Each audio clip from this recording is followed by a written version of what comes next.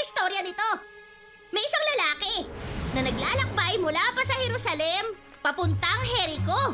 Pero may mga tulisan na naghihintay upang magnakaw dahil magnanakaw nga sila. Bigla na lang, sinalakay nilang lalaki. Sabi ni Jesus, naglalakbay ang lalaki nang sinalakay siya ng tulisan. At walang sino man ang makatutulong. Tulong! Sinaktan ng mga tulisan ng lalaki at pinagnakawan pa siya. Kahit ang damit niya ay kinuha. Nagkataong may dumaan na pare. At iisipin yung tinulungan niya ang lalaki. Pero hindi siya huminto. Hindi niya tinulungan ang kawawang lalaki. Baka natatakot siyang mapagnakawan din. Pero kasi, alam mo yun, sana tumulong siya. Pwede, di ba?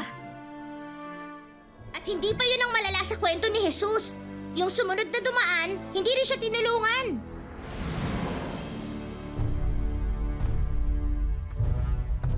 Ang sumunod na nangyari, may dumaang Samaritano. Ang Samaritano ay mula sa Samaria. Hawig sila ng mga Hudyo, ngunit may ibang templo at paniniwala. Tingin sa kanila ng ibang Hudyo ay dayo at palaaway.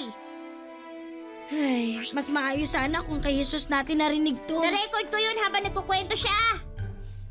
May video ka, Gizmo? Bakit hindi mo sinabi sa amin, Gizmo? Hindi ko alam. Ay, Pwede ba ipanood mo na lang sa amin? Sige.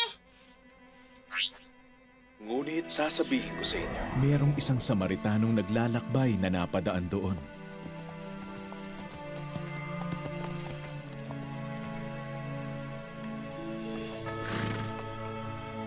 Nakita niya ang biktima at siya'y naawa.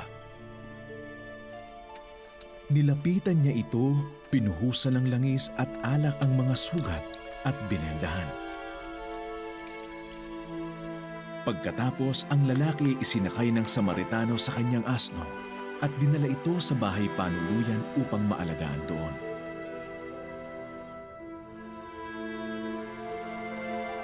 Kinabukasan, binigyan niya ng 2 salaping pilak ang may-ari ng bahay panuluyan. Heto, alagaan mo siya.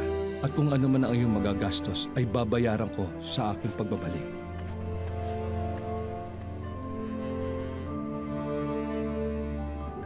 sino sa mga Sino sa mga ang ano? anong nangyari sa video, Gizmo? Yan kasi yung hinahanap ko na kayo. Ay, pambihira.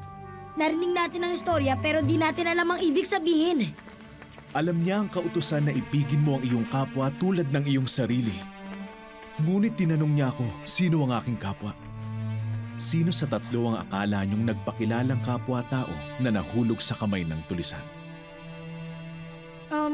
Hinayaan lang siya ng mga kababayan niya. Ibig sabihin ng totoong kapwa niya ay yung huminto at tumulong sa kanya. Ito ay ang Samaritano. Gawin niyo ang gaya nun.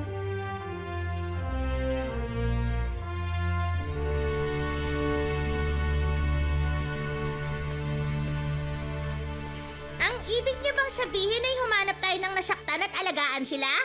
Ang ibig niyang sabihin, kahit na sino pa sila, kahit malaki ang kaibahan nila sa atin, ang bawat isa ay kapwa natin at dapat mahalin.